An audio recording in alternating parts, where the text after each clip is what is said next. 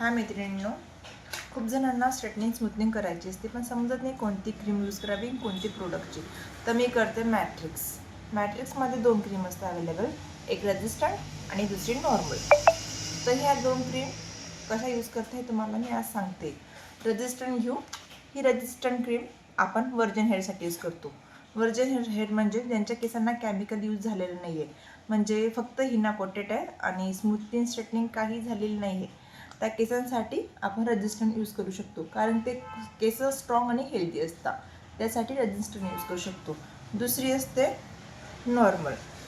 जे केसांना खूप केमिकल यूज झालेलं आहे, म्हणजे सपोज खूप कलरिंग झालेलं आहे, हायलाईट झालेलं आहे, स्मूथनिंग स्ट्रेटनिंग रिबॉन्डिंग हे खूप केमिकल यूज झालेलं आहे, त्या केसांसाठी आपण नॉर्मल क्रीम यूज करू शकतो. ओके.